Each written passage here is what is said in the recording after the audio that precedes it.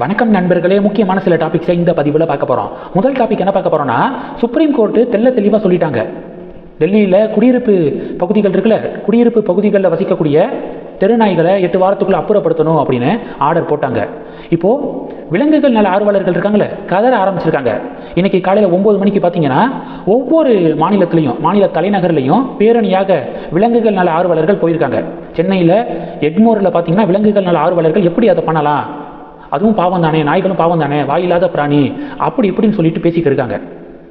இதற்கு சில நடிகைகள்லாம் பார்த்தீங்கன்னா சப்போர்ட் பண்ணி பதிவுகள் போடுறாங்க. உதாரணத்துக்கு ஆக்ட்ரஸ் வேதிகா இருக்காங்கல்ல, அவங்களாம் சப்போர்ட் பண்ணி பதிவுகள் போட்டிருக்காங்க. நீங்களாம் கார்லேயே போகிறவங்க, உங்களுக்கு 2 வீலரில் நைட்டு 10-11 மணிக்கு மேலே தெருவுக்குள்ளே 2 வீலரில் போகும்போதோ இல்லை சைக்கிளில் போகும்போதோ இந்த தெருநாய்கள்னால படக்கூடிய அவஸ்தை என்னைக்காவது தெரியுமா அப்படின்னு சொல்லிட்டு காமன் பீப்புள் சோசியல் மீடியாவில் பதிலடி கொடுக்குறாங்க. அதனால் கோர்ட்டுடைய உத்தரவு சரியானது. அதை டெல்லியோடு மட்டும் நிப்பாட்டிடக்கூடாது, இந்தியா முழுவதும் எல்லா மாநிலங்கள்லையும் இந்த உத்தரவுகள் பிறப்பிக்கப்படணும். எல்லா ஊரில் இருக்கக்கூடிய தெருநாய்களையும் பிடிச்சி அப்புறப்படுத்தணும் அப்படிங்கிறதான் மக்களுடைய பிரதான கோரிக்கையாக இருக்குது. இது ஃபஸ்ட்டு டாபிக்கு. இந்த விலங்குகள் நல்ல ஆர்வலர்கள் இருக்காங்களே, ரொம்ப பாசம் பொங்குனுச்சுன்னா அந்த தெருநாய்களை பிடிச்சி அவங்களுடைய வீட்டுக்குள்ளே போய் அட்மிட் பண்ணுங்கள், அவங்களுடைய வீட்டுக்குள்ளே போய் விட்டுருங்க, வச்சு வளர்க்குறாங்களான்னு பார்க்கலாம். இது ஃபஸ்ட்டு டாபிக். ரெண்டாவது டாபிக் என்ன பார்க்க போகிறோம், த நியூ இந்தியன் எக்ஸ்பிரஸ் இருக்காங்களே, ஒரு ஷாக்கிங் ரிப்போர்ட்டை வெளியிட்டிருக்காங்க. என்ன ரிப்போர்ட்னா, சுந்தர் ராஜ் அப்படிங்கிறவர், வயசு 31, அவர் பார்த்தீங்கன்னா தூத்துக்குடி கார்பரேஷனில் டெம்பரரியாக கார்பேஜ் வெஹிக்கிள் ஆப்ரேட்டராக இருக்கார். தற்காலிகமாக இந்த குப்பை வண்டி ஓட்டக்கூடிய பணியை பார்த்துக்கிருக்காரு.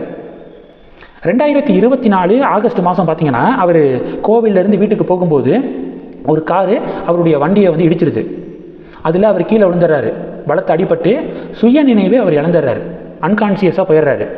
பிறகு அந்த கார் ஓட்டுநர் என்ன பண்ணுறாருன்னா, அவர் யார் கார் ஓட்டுநர்னா ஹெல்த் டிபார்ட்மெண்ட் ஸ்டாஃபாக அவர் அந்த சுந்தரராஜை எடுத்து திருநெல்வேலி மெடிக்கல் காலேஜ் ஹாஸ்பிட்டல் இருக்குல்ல, அங்கே அட்மிட் பண்ணிவிட்டு இவர் போயிடுறாரு. அந்த மெடிக்கல் ஹெல்த் டிபார்ட்மெண்ட் ஸ்டாஃபை அட்மிட் பண்ணிவிட்டு போயிடுறாரு. திருநெல்வேலி மெடிக்கல் காலேஜ் ஹாஸ்பிட்டல் என்ன சொல்கிறாங்கன்னா, பையனை காப்பாற்றுறது கஷ்டமா, ப்ரைவேட் ஹாஸ்பிட்டல் கூட்டிகிட்டு போயிருங்க அப்படின்னு சொல்லிட்டு ப்ரைவேட் ஹாஸ்பிட்டலுக்கு போக சொல்லிடுறாங்க. உடனே அந்த 31 வயசு சுந்தரராஜனுடைய அம்மா என்ன பண்ணுறாங்கன்னா, தன்னுடைய பையனை மீட்டு ப்ரைவேட் ஹாஸ்பிட்டலில் வச்சு ட்ரீட்மெண்ட் பார்க்குறாங்க. கிட்டத்தட்ட 17 லட்சம் ரூபா செலவாயிருக்கு. 17 லட்சம் ரூபா செலவு பண்ணியிருக்காங்க. அக்டோபர் மாதத்தில் 2024 சொல்கிறது நான், அதெல்லாம் அக்டோபர் மாதத்தில் ஓரளவு ரெக்கவரி ஆனதுக்கப்புறம் அந்த சுந்தரராஜ் என்ன பண்ணுறாருன்னா, தன்னுடைய வண்டியை போலீஸ் ஸ்டேஷன்லேருந்து மீட்கலாம் அப்படின்னு சொல்லிட்டு போகிறாரு. ஏன்னா ஆக்சிடென்ட் கேஸ் அப்படிங்கிறதுனால காவல்துறை எடுத்து வச்சுக்குவாங்க அப்படிங்கிறது தான் எல்லாத்துக்கும் தெரியுமில்ல. அதனால் போலீஸ் ஸ்டேஷன்லேருந்து தன்னுடைய வண்டியை மீட்க போகிறாரு. அப்போ காவல்துறையினர் வண்டியை கொடுக்கலையாம். காவல்துறையினர் என்ன சொல்கிறாங்கன்னா, அந்த விபத்து நடந்த நேரத்தில் நீங்கள் குடிச்சிருந்தீங்க, அதனால் இப்போ வண்டியை கொடுக்க முடியாது அப்படின்னு காவல்துறையினர் சொல்லிட்டாங்களாம். இதை கேட்டோன்னே இவருக்கு பயங்கர ஷாக்காக. ஏன்னா இவர் டீ டோட்டலரான், இவருக்கு ஒரு கெட்ட பழக்கம் கிடையாதான், தண்ணி அடிக்கிற பழக்கம்லாம் இல்லவே இல்லையா.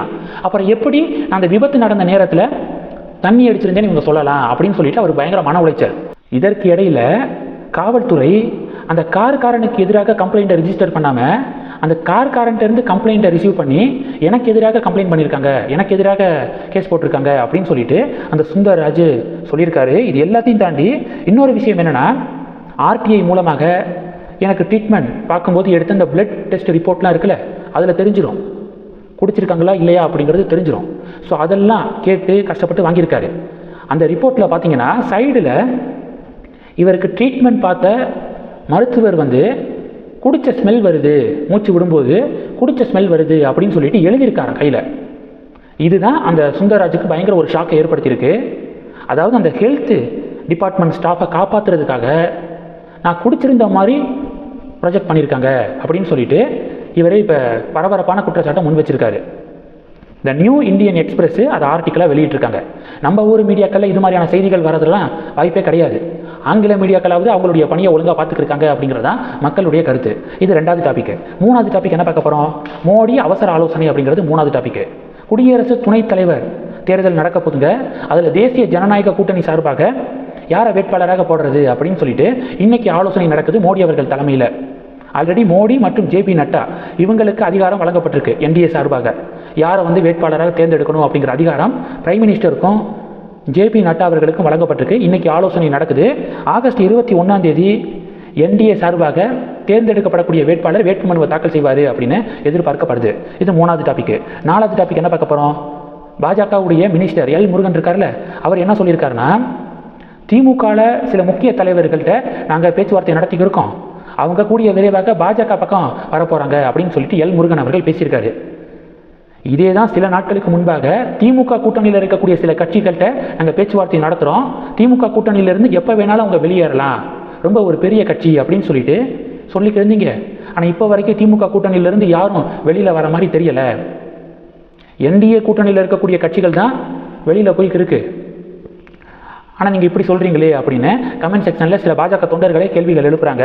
இது எல்லாத்தையும் தாண்டி பாஜக தொண்டர்களுக்கு என்ன கோபம்னா, தமிழகத்தில் எதிர்க்கட்சி அப்படிங்கிறது ஒன்று இருக்கா இல்லையா? இப்போ பெரியசாமி அவர்கள் தொடர்புடைய இடங்களில் எவ்வளவு ரைடு நடந்திருக்கு, அதை பற்றி எந்த ஒரு தலைவரும், பாஜகவுடைய மாநில தலைவராக இருக்கட்டும், அதிமுகவுடைய பொது செயலாளராக இருக்கட்டும், யாருமே ஒரு செய்தியாளர் சந்திப்பை கொடுத்து ஒரு போராட்டத்தை நடத்தி இது மாதிரியெல்லாம் எதுவுமே பண்ணலையே. திமுக எதிர்க்கட்சியே இல்லாத மாதிரி ஒரு மைண்ட் செட்டில் ரொம்ப கேஷுவலாக இருக்காங்க. அண்ணாமலை மாநில தலைவராக இருக்கும்போது திமுகவுக்கு எவ்வளவு நெருக்கடிகள் கொடுத்தாரு. அந்த டாஸ்மாக் ரைடு அப்பெல்லாம் கருப்பு சட்டையெல்லாம் போட்டுட்டு எவ்வளவு பெரிய ஒரு நெருக்கடி கொடுத்தாரு.